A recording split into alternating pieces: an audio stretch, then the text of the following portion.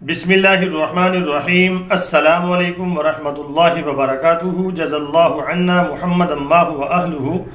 मेरे नाज़रीन, उम्मीद है आप खैरियत से होंगे। अल्लाह ताला शानुहु आपको खुश व खुरम रखे। मेरे नाज़रीन, आज की जो मेरी दूसरी वीडियो है उसका टाइटल और मौजू है ग्रेटर इसराइल और हज़रत इमाम महदी का ज़हूर। अगर तो ग्रेटर इसराइल बन गया है तो समझ लें हज़रत इमाम महदी का ज़हूर भी करीब ही है। तो आपको मैं बताऊँगा कि ग्रेटर इसराइल जो है वो बन चुका है, उसका ऐलान सिर्फ बाकी है। तो उससे पहले मैं आपके साथ एक मैसेज जो शेयर करना चाहता हूँ वो ये है कि आप देख रहे होंगे कि मैंने चादर भी पहनी हुई है और गर्म टोपी भी ली हुई है और नीचे से भी मैंने कपड़े पहने हैं क्योंकि सर्दी बहुत ज़्यादा है। इस दफ़ा सर्दी बहुत ज़्यादा पड़ रही है, बहुत शिद्दत की सर्दी पड़ रही है, कमरों के अंदर भी ठंड लगती है। तो एक मैसेज मेरा ये है कि आप कोशिश करें अपनी सर्दी को, अगर आपको सर्दी लग रही है तो कपड़ों के ज़रिए से अपने आप को महफूज करें। कई लोग ऐसे करते हैं कि सर्दी तो बहुत ज़्यादा है, वो चूल्हे चलाते हैं कमरों के अंदर और हीटर भी चलाते हैं, और जब वो रात को सोते हैं ना चूल्हा बंद करते हैं ना हीटर बंद करते हैं, जिसकी वजह से बहुत सारे हादसा पेश आ रहे हैं। तो आपसे गुजारिश ये है कि इस पैगाम को आगे पहुँचाएँ, इसको शेयर करें। जब आप यानी कि चूल्हा इस्तेमाल करें घर में या हीटर इस्तेमाल करें, जब आप बैठे हैं तो करें, जब आप सोने लगें तो उसको बंद कर दें। याद से कभी भी कमरे के अंदर हीटर और चूल्हा चलाकर ना सोएं, इससे फिर हादसा पेश आते हैं। आप सो जाते हैं, आग है तो लग सकती है, तो बहुत सारे वाक़यात पेश आ रहे हैं। और इसी तरह ये भी काम करें कि कुछ ऐसे लोग ऐसे भी करते हैं कि यानी कमरे में हीटर चल रहा है, खुद दूसरे कमरे में चले गए, दूसरे कमरे में बच्चे हैं, तो बच्चों के जब अकेले हों वहाँ भी हीटर और चूल्हा ना चलाएं उनकी मौजूदगी में। जब आप मौजूद हों चलाएं, उसका इस्तेमाल करें, उसके बाद उसको बंद कर दें। तो कोशिश यही करें गर्म कपड़ों का इस्तेमाल करें सर्दी को रोकने के लिए। तो मेरे नाज़रीन, आइए फिर चलते हैं अपनी वीडियो की तरफ। जो मेरा टाइटल और मौजू है ग्रेटर इसराइल और हज़रत इमाम महदी का ज़हूर। ग्रेटर इसराइल क्या है? ग्रेटर इसराइल ये है कि यहूदियों का पावर में आना, उनकी एक रियासत बनना, चाहे वो कैसे भी बने, और वो बन चुकी है। मैं आपको बताता हूँ।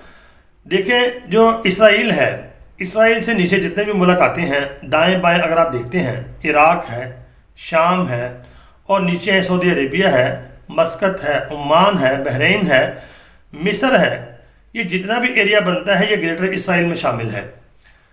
देखिए, अगर वो जंग करके इन इलाकों को फतह करता तो बहुत तबाही होती, लेकिन उन्होंने इसको कंट्रोल कर लिया है और ये ग्रेटर इसराइल में शामिल हो चुके हैं। मक्का और मदीना उनको निकाल के आधा सऊदी अरेबिया उनके कंट्रोल में है। जब उन मुल्कों के हुक्मरानों ने अपने आप को इसराइल के साथ यानी कि मिला लिया है तो समझ लें कि वो इसराइल के ताबे हैं। तो इसराइल का अब ऐलान करना बाकी है, अपने आप को शो करना बाकी है। वो कैसे करेंगे कि उनके जितने भी मल्टी नेशनल यानी कि उनके इदारे हैं, कंपनियां हैं या बैंक्स हैं, आपको पता है वो अमेरिका के अंदर है, उन्होंने वो सारे ऑफिस, सारे यानी कंपनियों के दफातर, वो सारे इसराइल के अंदर लेके आने हैं। और उसके रास्ते में जो सबसे बड़ी रुकावट है वो अमेरिका है। तो अमेरिका जो है आपको पता है वो आखिरी सांसें ले रहा है। अमेरिका की मईशत भी कोई अच्छी नहीं है। अगर ये यहूदी अपना पैसा वहाँ से निकाल लें तो यकीन करें अमेरिका तो वहाँ पे एक माह भी नहीं निकाल सकता। तो अब उनका जो लास्ट जो ऑप्शन बाकी है वो अपने दफातर, अपने बैंक्स और अपना पैसा सारा लेके वो इसराइल में आएंगे। तो जब इसराइल में आके वो दारुल हुकूमत कायम कर लेंगे, अपना सारा यानी कि सारे दफातर इधर आ जाएंगे, तो फिर वो ग्रेटर इसराइल का ऐलान कर देंगे। अंडरग्राउंड ग्रेटर इसराइल जो है वो बन चुका है, ये मैं आपको बता रहा हूँ। तो इसराइल का इन इलाकों के ऊपर इनडायरेक्ट जो है वो कंट्रोल है, उसके कंट्रोल में है सारे इलाके, सारे मुल्क। तो मेरे नाज़रीन, अब सिर्फ बाकी वही है वहाँ पे दारुल हुकूमत कायम करना और अपने दफातर यहाँ पे लेके आना। तो अगर ग्रेटर इसराइल, जैसा कि डॉक्टर इसरार अहमद साहब फरमाया करते थे कि ग्रेटर इसराइल बनेगा, तो वो वक्त आ चुका है। और अगर ग्रेटर इसराइल बन चुका है, बस उसका ऐलान बाकी है, तो मतलब ये है कि दज्जाल का खरूज करीब है।